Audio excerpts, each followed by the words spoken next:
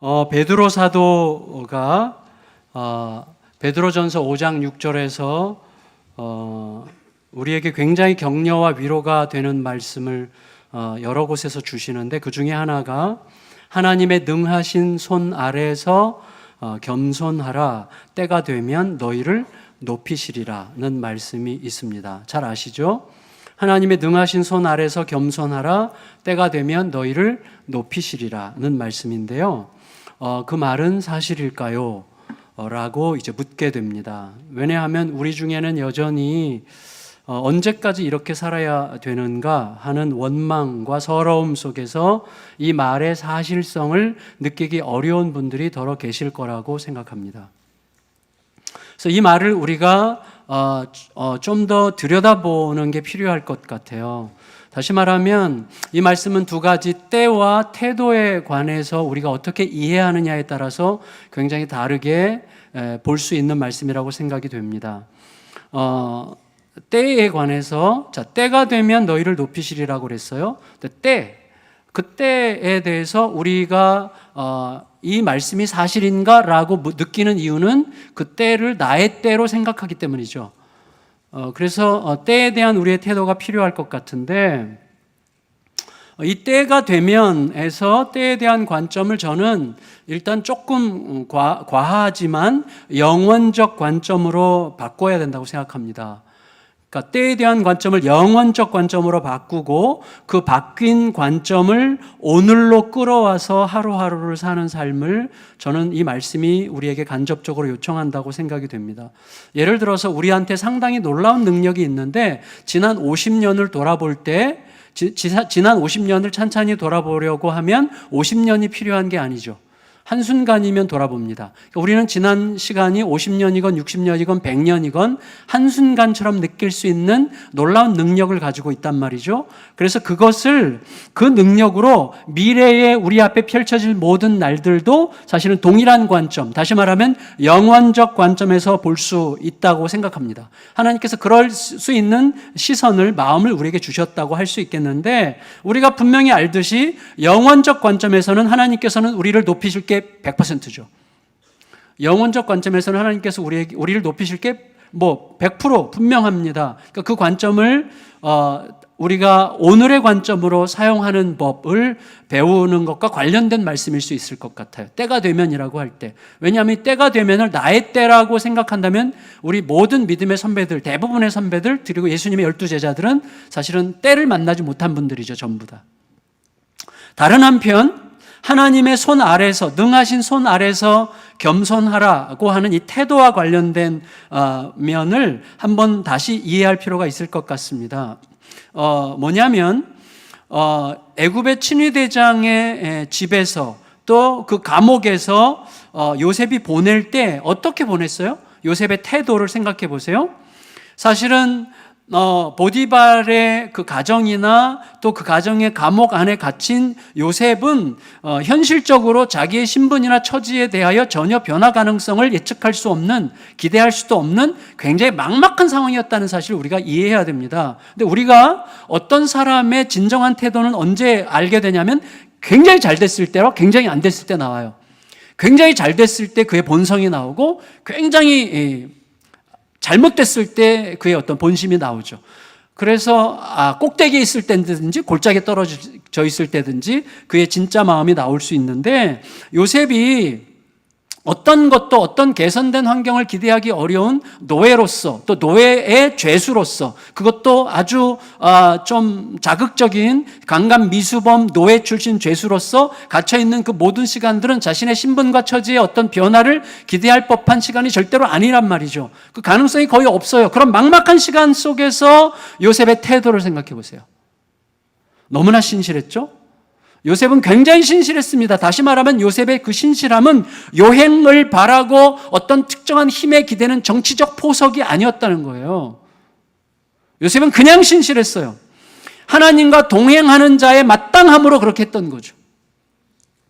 그래서 그 힘 때문에 여주인의 치명적 유혹, 사실은 내가 정치적으로 마음이 돌아가고 어떤 요행을 받았다거나 혹은 나에게 어떤 특별한 변화의 기회를 엿보는 어떤 그런 마음이 있었다면 여주인의 치명적인 유혹은 상당히 요셉을 흔들었을 거예요. 그런데 여주인의 그 유혹 앞에서 내가 하나님 앞에서 이런 죄를 질 수 없다라고 단호하게 말할 수 있게 만든 힘, 그 힘이 바로 요셉이 상황과 관계없이 자신의 처신에 자기 처지의 개선의 여지가 있느냐 없느냐와 관계없이 하나님과 동행하기로 결정한 그 힘에서 나왔다고 할 수가 있는 것이죠.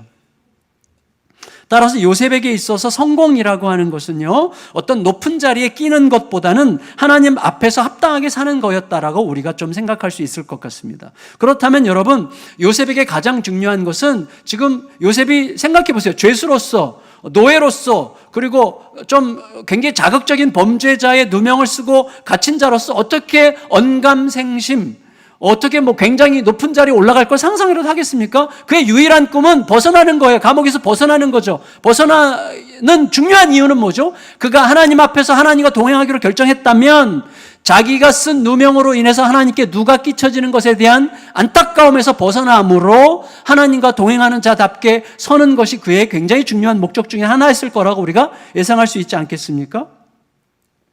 그러니까 요셉에게 가장 중요한 것은 범죄자 누명으로 하나님께 누를 끼치고 있는 상황에서 벗어나는 일이었을 가능성이 있고, 그럴 수만 있었다면 굳이 국무총리가 되지 않아도 되는 거죠. 자, 우리가 때가 되면 너희를 높이리라는 말씀을 거의 국무총리로 생각해요. 우리는 항상 장관이 되든지 아니면 서울시 의원, 경기도 의원 정도는 되는 것을 우리가 때가 되면 높이리라고 생각하기 때문에 우리가 사실은 굉장히 오해하기가 쉬운데, 사실은 그보다 훨씬 더 중요한 것을 우리가 생각할 수 있어야 되는 것입니다. 요셉은 국무총리가 되지 않아도 되는 상태가 됐을 때 그는 높아진 거죠. 우리가 국무총리, 높죠, 국무총리. 그렇지만 국무총리 따위가 되지 않아도 되는 상태 속에 있는 것이야말로 높아진 거 아니겠습니까? 제가 지금 억지로 설교적으로 여러분들을 설득하려고 하는 게 아니라 이게 저는 성경적 진실이라고 확신해요. 우리 모든 믿음의 선배들이 그 길을 간 거예요. 따라서 여러분, 때가 되면 높으신다고 하는 그 말씀은 내 상황이 어떻게 객관적으로 바뀌느냐 하는 것보다도 내가 어떤 존재로 변했느냐 하는 것이 훨씬 더 중요한 것이 존재의 문제예요. 때가 되면 너희를 높이리라. 그 말은 존재의 문제죠. 어떤 직분과 직위의 문제가 아니라는 거예요. 국무총리 옛날에 무슨 장관 갔다가 일주일 만에 잘린 분들 많잖아요. 그 때가 되면 높이신 겁니까? 여러분, 저는 이렇게 요셉에 대해서 이런 방식으로 생각해야 된다고 여겨지는데, 보통 남자들이 매우 매력적인 여인들 앞에서는, 굉장히 매력적인 여인이 앞에 있을 때 보통 남자들은 자기 아내 이야기를 잘 안 하려는 경향이 있다고 저는 생각합니다. 과거에 저는 그랬다고 생각해요. 지금은 절대 아닙니다. 절대로 아닙니다. 지금은. 근데 그런 상황에서도 굉장히 매력적인 여인 앞에서도 기꺼이 내 아내에 대한 애정을, 마음을 실어서 진심으로 이야기할 수 있다면 이 사람은 진실로 아내를 사랑하는 사람이죠. 여러분, 요셉이 천하의 바로왕, 신으로 숭배되는 천하의 바로왕 앞에서 하나님을 그토록 높이고 자랑할 수 있었다는 것은 바로 그런 이유 때문이었어요. 눈치 보지 않았어요. 왕의 눈치를 보지 않는 자로 변했다는 게 높아진 거죠. 왕의 눈치를 보지 않았습니다. 그러니까 뭐냐면 국무총리가 아니었어도 요셉이 차지한 자리가 어떤 자리였을지라도 요셉은 많은 사람들을 유익하는 자로 거기서 역할을 했겠죠.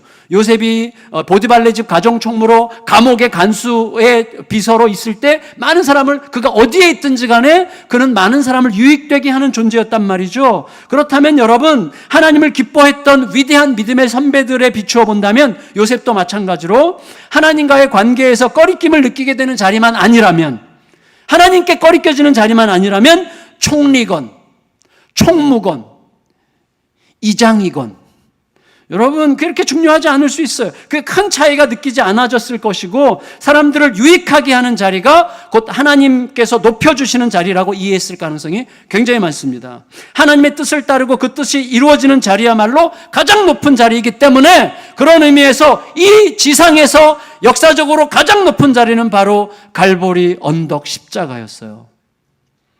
그래서 사도 요한이 예수 그리스도의 십자가야말로 하나님의 영광이라고 이야기했어요. 십자가야말로 가장 높은 자리죠. 하나님의 뜻이 오롯이 시행되는 그 자리. 우리에게 잘 안 와닿을 거라고 예측하면서 지금 더 목에 핏줄이 두꺼워지고 있는데, 사실 이게 와닿는 자리까지 가야 됩니다. 우리가 이 와닿는 시간이 있을 거예요. 아마 지금 많은 분들이 또 와닿을 수도 있겠고, 그런 의미에서 여러분, 요셉이 총리가 되었다는 것보다 중요한 것은 그가 신으로 숭배되는 왕 앞에서 하나님을 거리낌 없이 자랑하는 자로 변했다는 사실이에요. 그게 중요하죠. 따라서 요셉은 이미 오직 하나님께만 매인 자죠. 여러분, 하나님께만 매인 자, 다른 어떤 것에 매이지 않고 하나님께만 매인 자야말로 가장 위대한 자유인이죠.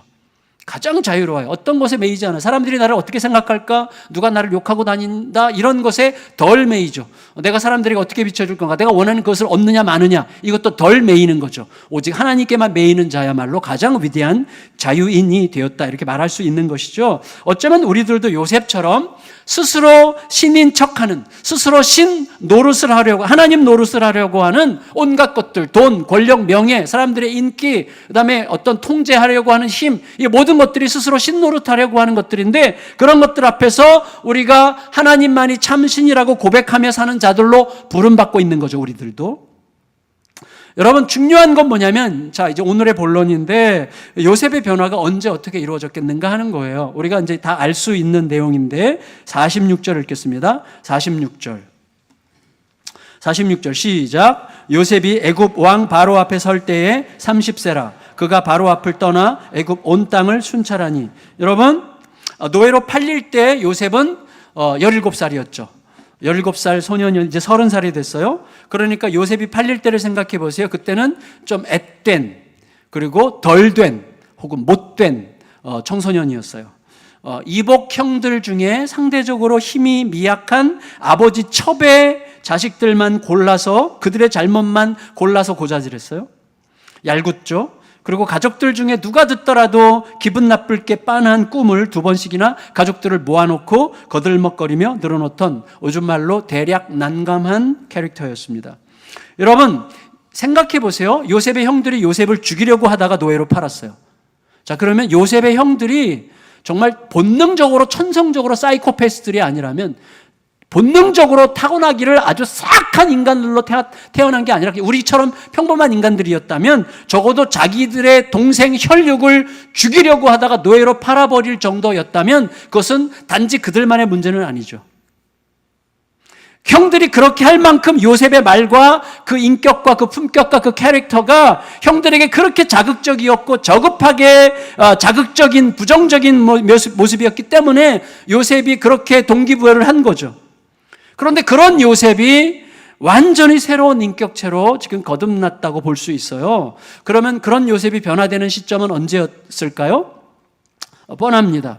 여러분, C.S. 루이스가 이제 그 악마들이 인간들을 어떻게 유혹하는가에 관해서 삼촌 악마가 조카 악마에게 보낸 편지, 31통의 편지 형식으로 쓴 책이 있죠. 스크루테이프의 편지라는 책인데, 그 책이 아주 우리들의 마음을, 또 그리스도인들의 어떤 상태를 굉장히 예리하게 파고들었는데, 거기에서 이제 이렇게 얘기하는 면이 있어요. 이렇게 얘기해요. 자기 조카 악마한테. 조카 악마가 웜우드인데, 인간은 꼭대기에 있을 때보다 골짜기에 처박혀 있을 때 오히려 그 작자, 하나님을 얘기해요. 그 작자가 원하는 종류의 피조물로 자라나는 게야.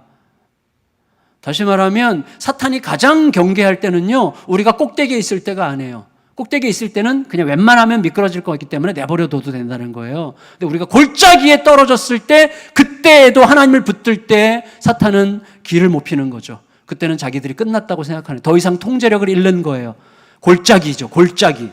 여러분, 요셉에게 획기적인 변화가 일어날 수 있는 시간이 있었다면 오직 애굽으로 팔려서 노예가 되는, 정말 어떻게 상상할 수 없었던 시간, 이 대혼돈의 골짜기 같은 그런 시간이죠. 지독한 혼돈과 고통의 시간, 그때 요셉의 변화가 가능했겠죠. 그때밖에 없어요. 변화되었다면. 세겜에서 형들의 경멸과 분노 가득한 눈빛을 봤어요. 외딴 섬처럼 완벽하게 형들로부터 따돌림 당했어요. 처절한 외로움을 겪었어요. 그리고 형들의 손에 의해서 팔려가는 이 헤아릴 수 없는 서러움의 시간을 보내야만 했는데, 그 시간은 요셉으로 하여금 그 마음에 뭐가 형성되게 했을까요? 하나님밖에 없다. 지금 나에게는 하나님뿐이다. 이거 하나님뿐이다. 지금 그 이후에 요셉의 많은 표현들이 내게는 지금 하나님뿐이라고 말할 수밖에 없었던 그의 마음을 반영하는 표현들이었다고 할 수가 있습니다. 그러니까 내게는 오직 하나님뿐이라고 그런 생각에 사로잡히도록 작용했을 게 너무나 분명하죠. 오직 그거 하나 붙들고 도착한 애굽에서 가만히 보니까 하나님만 붙들었는데 이제 자기가 노예로 팔려가는데 어느 집으로 내가 팔려가게 할 건가? 이게 얼마나 많이 생각했겠어. 얼마나 나로서는 선택권이 없잖아요. 그러니까 나는 팔려가야 되는 거고 누가 나를 선택해야 되는데 나를 선택한 그가 이왕이면 좋은 사람이기를 바랬는데 보디발 왕실의 황제의 친위대장집으로 팔려간 걸 볼 때에 그리고 그 집에서 자기가 그냥 단지 하나님 앞에서 성실하게 함께하고자 했을 뿐인데 계속 자기의 상황이 개선되는 것을 보면서 감옥으로 처참하게 들어갔을 때도 그때도 여전히 하나님 붙들었을 때 감옥에서도 계속 개선되는 여지를 보면서 오직 하나님 앞에만 있으면 된다는 강한 확신에 사로잡혔을 가능성이 굉장히 많습니다. 그런 의미에서 우리가 알듯이 견딜 수 없는 고난과 혼돈과 방황은 해석만 잘 된다면 가장 확실하고 선명한 변화와 성장을 위한 양식입니다. 그렇죠. 해석이 중요하죠. 어떻게 해석하느냐가 핵심이죠.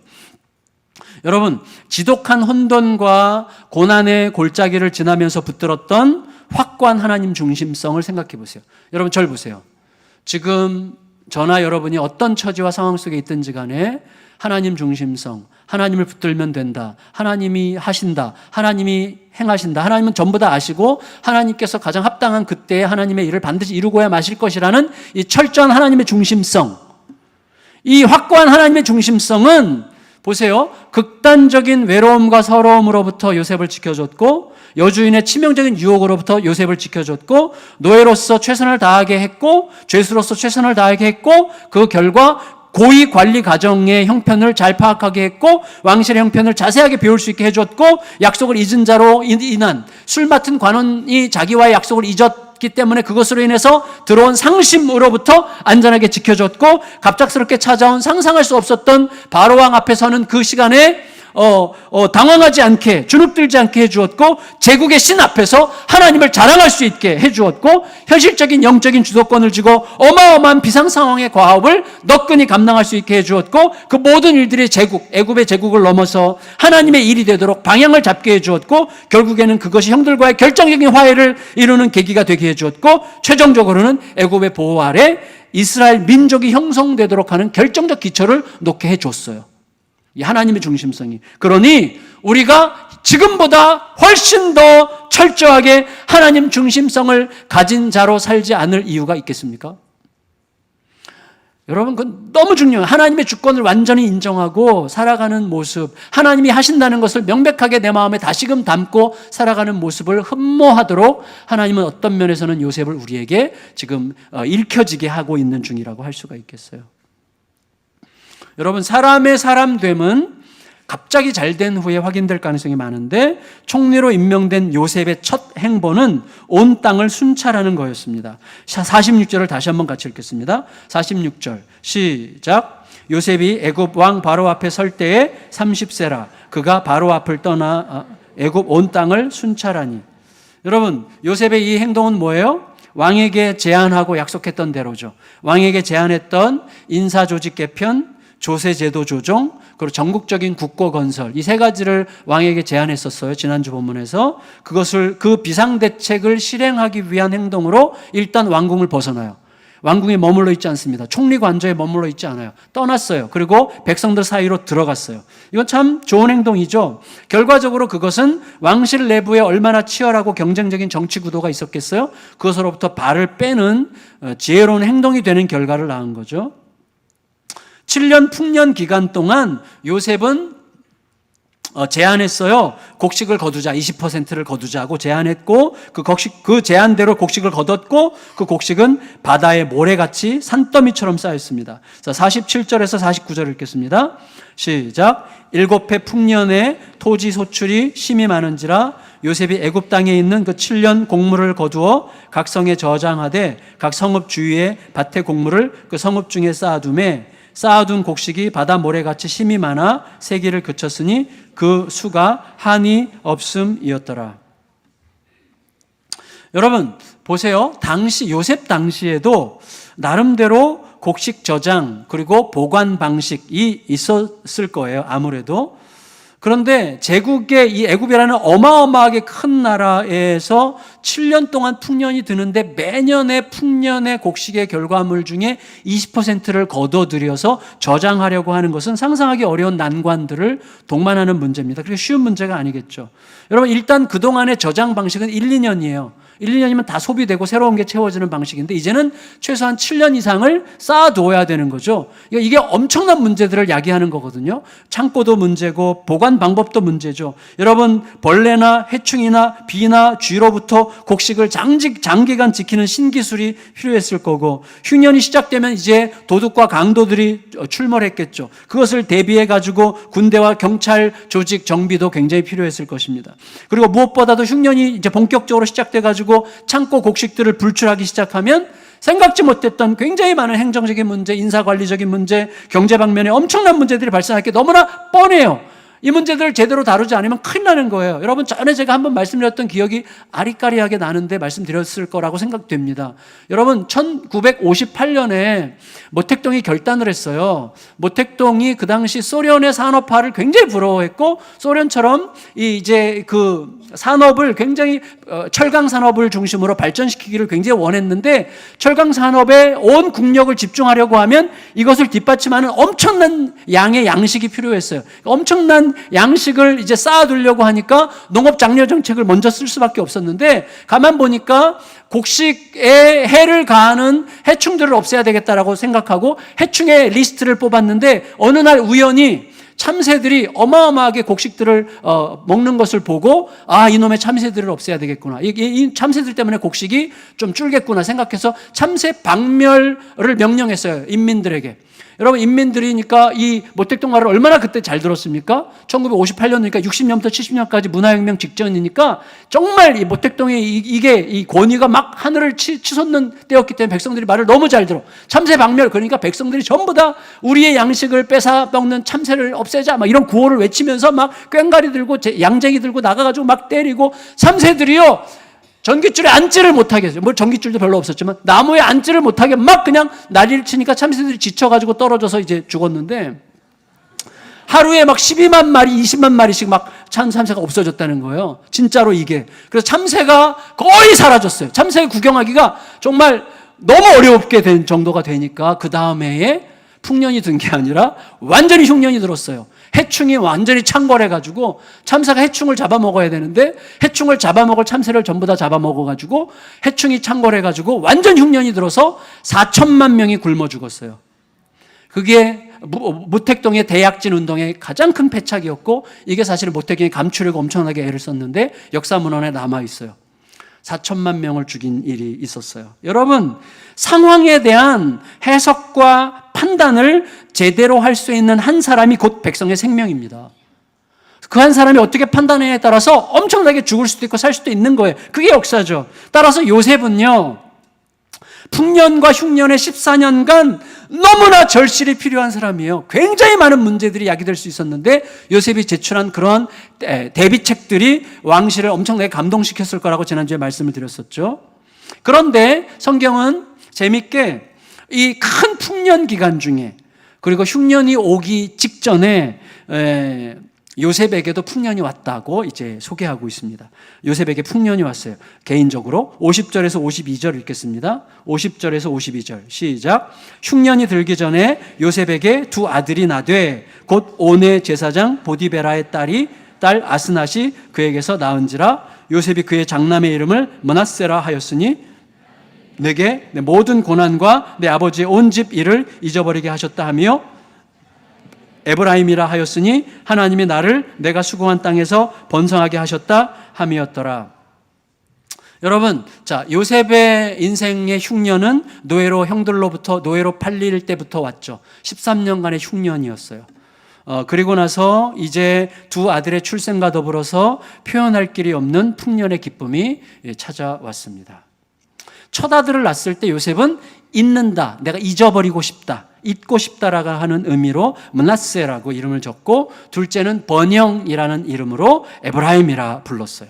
다시 말하면 므낫세는 과거에서 현재로 이어지는 이름이고, 에브라임은 현재에서 미래로, 내일로 이어지는 이름이었어요. 여러분, 자, 요셉이 얼마나 의도적으로 그런 이름을 붙였는가는 우리가 알 수 없지만, 결과적으로 보면 맏아들을 통해서, 맏아들 므낫세, 잊어버림이라는 이 개념은 과거와의 화해를 의도하고 있고, 둘째 아들 이 에브라임, 2배로 열매를 맺는다, 번영, 이런 개념은 내일에 대한 희망과 열망을 담고 있는 이름이었어요. 단기적으로는 형들과의 화해, 장기적으로는 가족을 초청해서 가족 초청 이민으로 애굽에 들어오게 될 야곱 일가의 번영과 흥왕함을 기대하게 하는 이름이었어요. 그러니까 두 아들의 이름 짓기를 통해서 우리들은 요셉의 마음을 읽을 수 있어요. 요셉의 의지, 요셉의 열망을 읽을 수가 있는 거죠. 특별히 여러분 보세요. 맏아들 므낫세의 이름에는 남다른 뜻이 있다고 생각이 됩니다. 예를 들어서 어떤 남자분이 한국에서 살면서 한국이 너무 싫어졌어요. 이웃들도 다 싫고 엄청나게 상처받고, 정갑신 목사한테 진짜 너무 상처받고, 그러면 한국이 막 싫어지고, 난 한국을 향해서는 내가 오줌도 안 눈다, 뭐 이런 마음으로 이 미국으로 이민을 가서 미국 여자랑 결혼을 해서 두 아들을 낳았어요. 근데 두 아들의 이름을 한국 이름으로 줬네? 거기는 분명히 어떤 의도가 있는 거죠. 그런 의도가 있는 거예요. 여러분, 므낫세라는 이름은 잊어버린다는 뜻이지만 그 이름은 히브리 이름이에요. 다시 말해 그 이름을 부를 때마다 결코 잊을 수 없는 아버지 집을 생각나게 하는 히브리 이름이죠.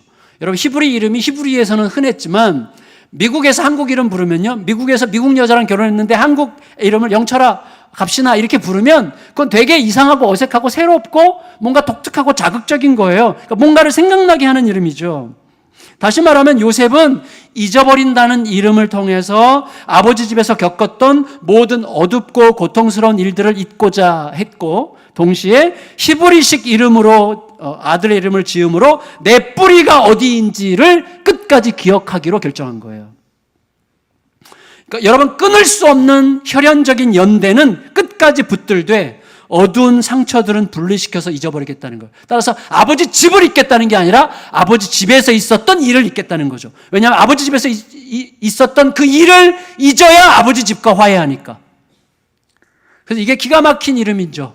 그래서 아버지 집에서 있었던 그 일을 잊어야 아버지 집과 화해를 하니까 그것을 잊는다는 이름으로 히브리식으로 지은 거예요.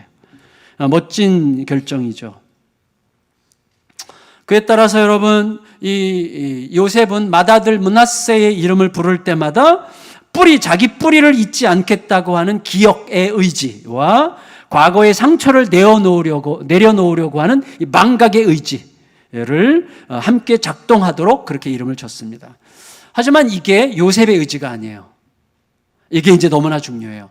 하나님께서 잊게 하셨다고 고백하죠. 51절 다시 읽을까요? 51절 시작. 요셉이 그의 장남의 이름을 므낫세라 하였으니 하나님이 내게 내 모든 고난과 내 아버지의 온 집 일을 잊어버리게 하셨다 함이요. 하나님이 잊어버리게 하셨다라고 기억해요.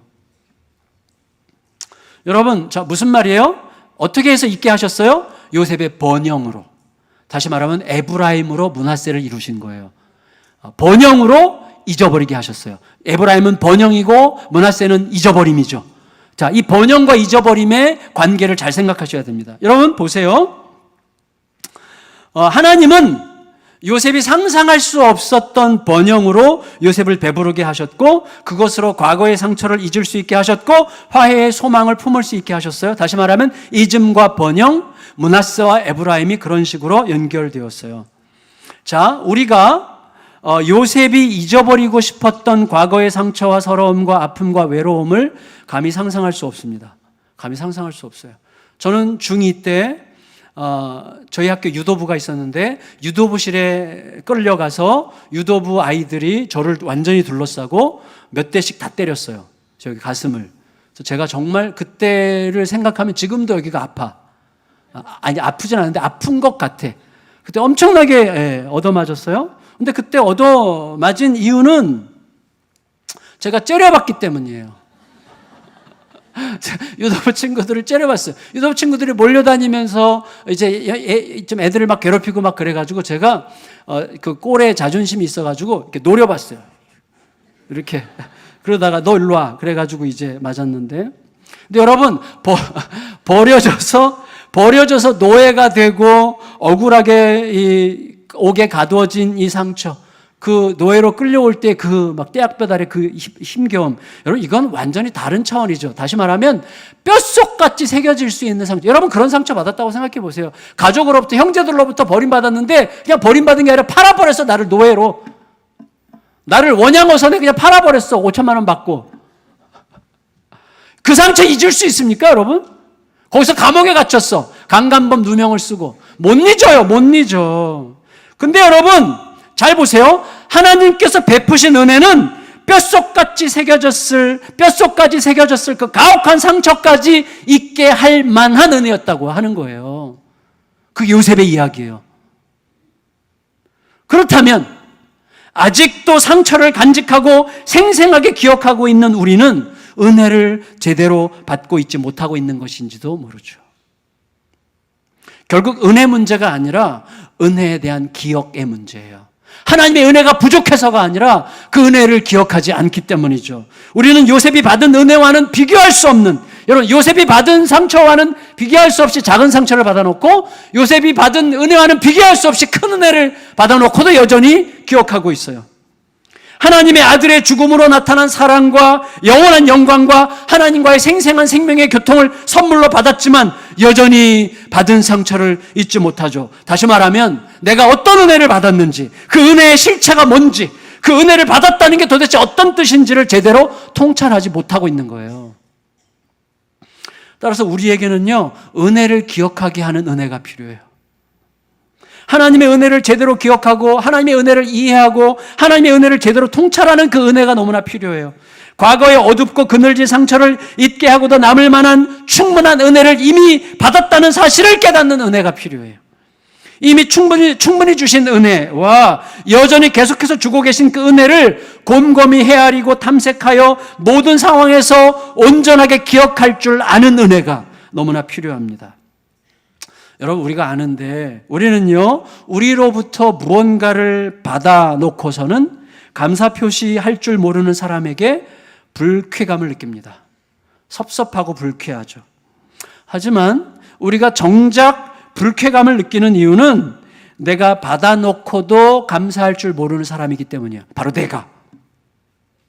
왜냐하면 진실로 하나님으로부터 받은 것이 얼마나 크고 위대한 것인지를 알고 감사할 수 있는 사람이라면 내가 누군가에게 뭔가를 했다고 하는 사실은 그다지 별스럽게 느껴질 수 없어요. 때문에 뭘 주고 어떤 기여를 한 다음에도 항상 모자람을 느끼면서 미안할 뿐이죠. 우리들의 어머니들처럼.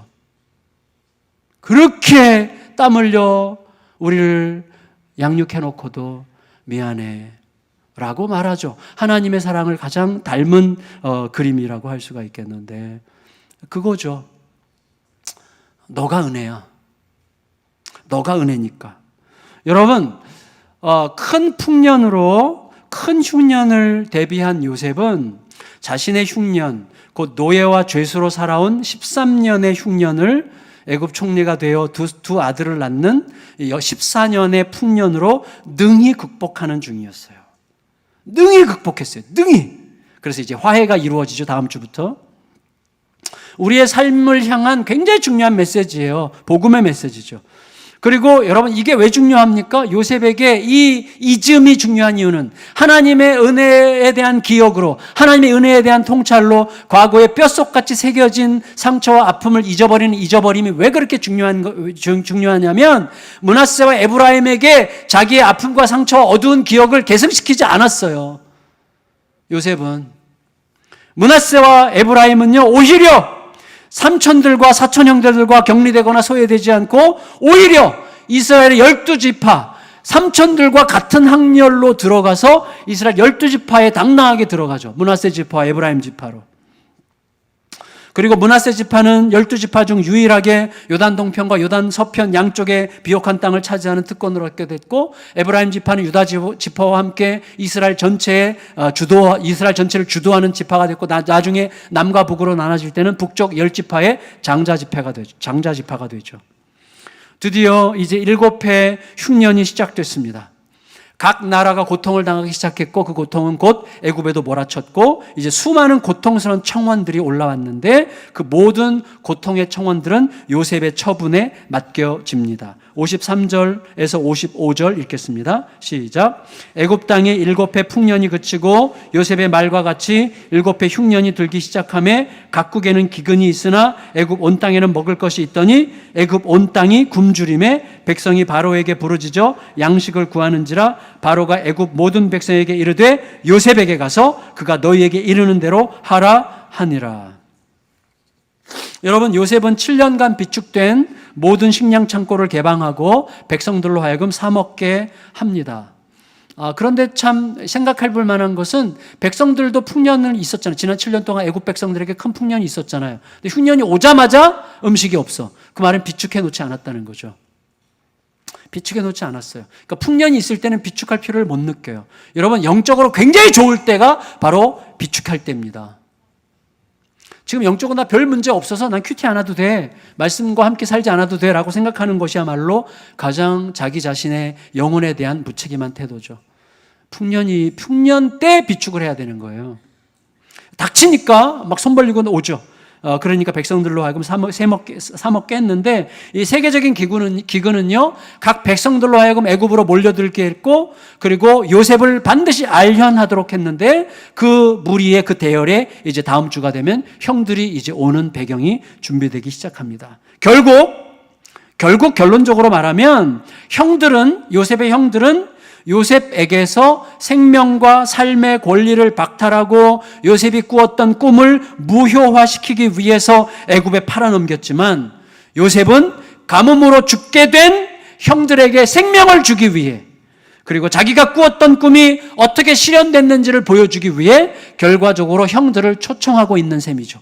형들의 기근과 요셉의 비축함, 곡식을 비축한 것이 만나서 재회와 화해를 이루게 되는 사건이 되는 것입니다. 말씀을 마칠게요. 여러분, 요셉이 변했습니다. 이제 곧 우리가 알게 되겠지만 형들이 알아보지 못할 만큼 내면적으로 외면적으로 변했습니다. 요셉 같은 철부지가 그렇게 고상하고 아름답게 변할 수 있었다면, 자기 자신의 변화나 누군가의 변화를 고대하고 있는 우리들은 어떻게 해야 될까요? 시대와 상황이 달라라고 생각하면서 대책 없이 변명하겠습니까? 아니면 언젠간 변하겠지라고 생각하면서 막막하게 기대하겠습니까? 저는 오히려 그것보다는 적극적으로 애굽을 향해야 된다고 생각합니다. 요셉은 애굽으로 가는 길에 변했고 애굽에서 변했습니다. 우리에게도 그 애굽이 필요합니다. 그래서 하나님께서 이스라엘 백성들에게 끝없이 말씀하시는 게 뭡니까? 애굽을 기억하라. 애굽을 기억하라. 너를 파낸 우묵한 웅덩이를 잊지 말아라. 그 애굽이에요. 너의 애굽을 기억하라는 거예요. 우리들은 그 애굽을 자꾸 잊어버리고 싶어 하는데 절대로 잊지 마십시오. 나의 천박함을 잊지 마십시오. 나의 유치함을 잊지 마십시오. 내가 얼마나 보잘것없는지를 절대로 잊지 마십시오. 그게 나의 애굽이에요. 오직 하나님의 완벽한 은혜 때문에 우리가 여기 있다는 사실을 절대 잊지 않아야 됩니다. 그게 우리의 애굽이에요. 애굽을 기억해야 됩니다. 오직 하나님뿐이라고 말할 수밖에 없는 환경이 내 안에서 사라지지 않도록, 그 마음이 사라지지 않도록 주님 부디 내 마음을 지켜주세요. 기도해야 돼요. 물론 여러분, 우리가 애굽 같은 혹독한 환경에서도 끝까지 자기 욕망을 붙드는 인간들도 있어요. 그리고 높은 자리인 것 같고 굉장히 안정적인 자리인 것 같은데도 끝까지 애굽을 기억하는 분들이 있다고 저는 생각이 됩니다. 그러나 어쨌거나 간에 내 마음에서 애굽을 잊지 않을 때만 나의 삶에 오직 하나님뿐임을 절대로 잊지 않으므로 그때 거기서 새로운 일들이 시작되는 것을 우리가 기억해야 됩니다. 여러분, 변화는 우리가 일으킬 수 있는 게 아니에요. 변화를 우리가 일으킬 수 없어요. 그렇지만 변화를 회방할 수는 있어요. 은밀하게 애굽을 피해감으로 더디게 변하도록 회방할 수 있을 것입니다. 그래서 기억해야 돼요. 여러분, 요셉은 우리가 어떤 길을 가고 있는지를 날마다 의도적으로 생각하시길 바랍니다. 내가 어떤 길을 걷고 있는가?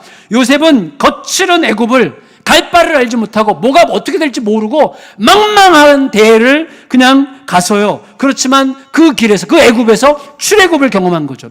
출애굽을 미리 경험했어요. 그래서 우리는 어떤 길을 갑니까? 애굽보다도 훨씬 더 거칠은 정말 울트라 슈퍼 애굽으로 가셔서 우리를 위해서 출애굽하신 예수님 덕분에 예수님께서 먼저 가신 그 길, 갈 수 있도록 닦아놓으신 그 길을 예수님과 함께, 예수의 말씀과 함께 성령의 격려와 지지와 응원을 받아가면서, 그리고 확실하게 눈에 보이고 보장된 미래를 눈으로 보면서 가는 그 길을 가고 있는 자들이에요. 근데 우리가 어찌하여 요셉의 상태보다 못한 상태에서 살 수가 있겠습니까? 여러분, 그 기억, 내가 어떤 길을 걷고 있는가를 의도적으로 기억하는 그 기억을 통해서 우리는 용기가 솟아나는 걸 느끼고 감사가 솟아나는 걸 느껴요. 그 용기와 감사의 힘으로 모든 것을 새롭게 볼 수 있고요. 그 용기와 감사의 힘으로 모든 것을 새롭게 봄으로 그 새로운 시선으로 생각할 수 없었던 아름다운 선택을 하게 돼요. 그리고 그 선택이 우리에게 새 삶이 펼쳐지게 하는 것입니다. 그런 은혜, 여러분 정말 그 은혜를 늘 묵상하고 그 안에, 은혜 안에 머물면서 생각지 못했던 새 길을 걷는 기쁨과 부요함을 함께 누리시는 저와 여러분들 되시기를 예수님의 이름으로 축원합니다.